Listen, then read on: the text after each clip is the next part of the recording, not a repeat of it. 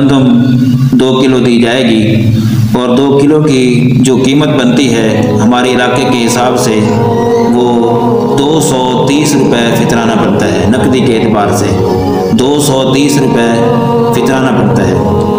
تو اس 230 کے حساب سے اب روزے کا جس شخص نے فدیہ دینا ہو، یعنی وہ شخص جو روزہ نہیں رکھ سکتا، دائمی مریض ہے یا ضعیف العمر ہے، ان کے لیے فدیہ دینے کا حکم ہوتا ہے۔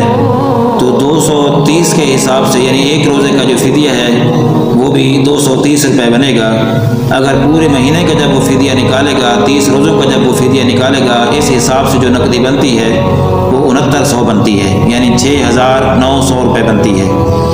اگر روزے کا کفارہ دینا چاہتا ہے نقدی کے اعتبار سے، مالی کفارے کے لحاظ سے 60 مساکین کو کھانا کھلانا ہوتا ہے، تو ایک مسکین کا 230 روپے بنتا ہے، تو 60 مساکین کا جو کھانا ہے جو روزے کا کفارہ بنتا ہے وہ 13800 روپے بنتے ہیں نقدی کے اعتبار سے۔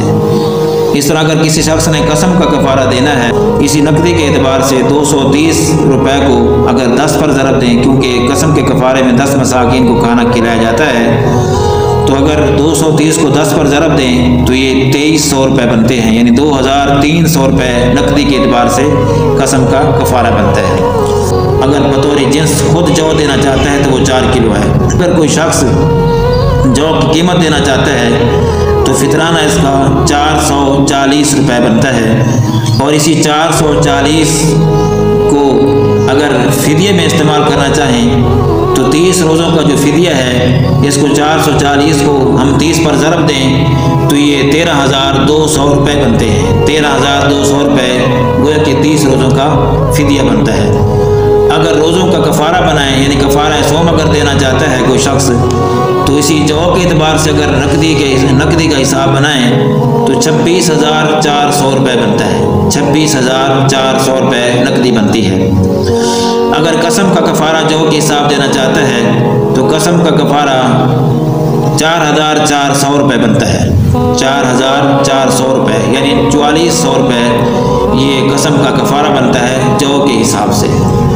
اگر کھجور کی جنس کے اعتبار سے اگر فطرانہ دینا چاہتا ہے کوئی شخص تو وہ بھی 4 کلو دینی چاہیے۔ اگر اس کی نقدی دینا چاہتا ہے تو کھجور کی نقدی 4 کلو کی جو نقدی بنتی ہے فطرانے کے لحاظ سے وہ 1800 روپے بنتی ہے۔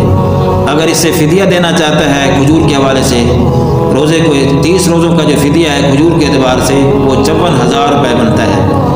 اور اس طرح کھجور کے لحاظ سے کفارہ صوم ادا کرنا چاہتا ہے، روزے کا کفارہ ادا کرنا چاہتا ہے، تو روزے کا کفارہ کھجور کی نقدی کے اعتبار سے 1,08,000 روپے بنتے ہیں۔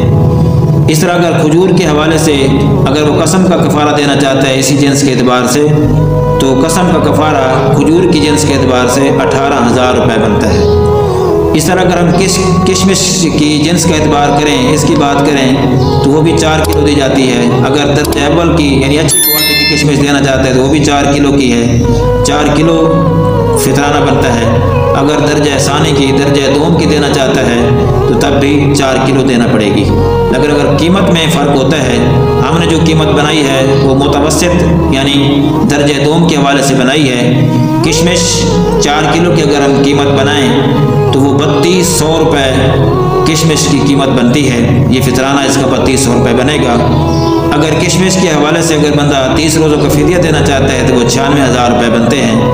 اگر کشمش کے اعتبار سے بندہ روزے کا کفارہ ادا کرنا چاہتا ہے تو وہ 1,92,000 روپے بنتے ہیں۔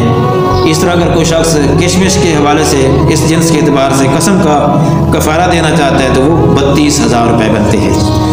یہ مقدار جو میں نے بیان کی ہے اجناس کے حوالے سے، فطرے کی ہو یا فدیہ صوم کی ہو یا کفارہ صوم کی ہو یا کفارہ یمین یعنی قسم کے کفارے کی ہو، یہ مقدار کم از کم مقدار ہے۔ اور یہ ہم نے جو تمام اجناس کا حوالہ دیا ہے، جو کا حوالہ دیا، کھجور کا حوالہ دیا، کشمش کا حوالہ دیا، گندم کا حوالہ دیا، یہ تمام اجناس کا یا گندم کے علاوہ جتنی بھی اجناس کا ہم نے حوالہ دیا ہے وہ اس لیے دیا ہے کہ جن لوگوں کو اللہ رب العالمین نے وافر نعمت دولت سے نوازا ہے وہ اپنی حیثیت کے مطابق فطرہ ادا کریں۔ یعنی جتنا وہ اپنی حیثیت رکھتے ہیں اللہ تعالیٰ نے ان کو نوازا ہے، دولت دی ہے، اگر ان کے پاس مال وافر ہے، دولت وافر ہے، وہ مالا مال لوگ ہیں، تو ان کو چاہیے کہ وہ کشمش سے فطر ادا کریں، کھجور سے ادا کریں، جو سے ادا کریں۔ قرآن پاک میں موجود ہے، اللہ رب العالمین نے قرآن مجید میں ارشاد فرمایا فمن تطوع خیرا فهو خیر اللہ، جو شخص خوش دلی سے زیادہ دیتا ہے، جو کم از کم مقدار بیان کی ہے اس سے بھی زیادہ دیتا ہے تو یہ اس کے لیے بہتر ہے۔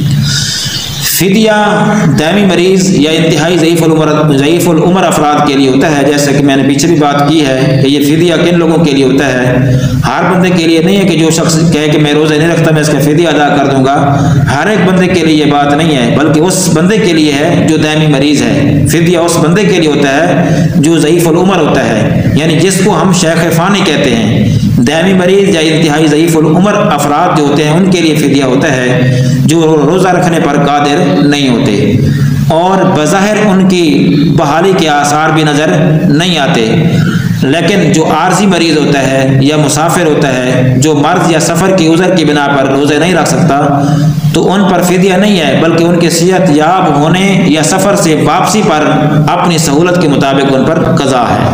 جو شخص روزہ رکھ کر اس کو بغیر کسی عذر کے توڑ دیتا ہے اس پر کفارہ ہے۔ جو شخص روزہ رکھ کر بغیر کسی عذر کے اس کو توڑ دیتا ہے اس پر کفارہ ہے، اور کفارہ کیا ہے؟ مسلسل 60 روزے اور 1 روزے کی قضا، یہ اس کے لیے شریعت نے حکم رکھا ہے۔ یعنی کہ اس کے لیے کفارہ یہ ہے کہ 60 روزے پے در پے مسلسل وہ روزے رکھے اور 1 روزے کی قضا اس کا کفارہ ہے۔ اگر یہ شخص جس نے 60 روزے رکھنے ہیں اس کے پاس یہ قدرت نہیں ہے، یہ طاقت نہیں ہے کہ وہ 60 روزے رکھ سکے، تو اب اس کے لیے مالی کفارے کا حکم ہے۔ مالی کفارہ کتنا بنتا ہے یہ پیچھے ساری تفصیل میں نے آپ کو بیان کر دی ہے۔ اللہ رب العالمین ہم سب کا حامی و ناصر ہو۔ اللہ تعالی ہم سب کے روزے اپنی بارگاہ میں قبول فرمائے اور ہمیں صحیح معنی روزے کی حفاظت کرنے کی توفیق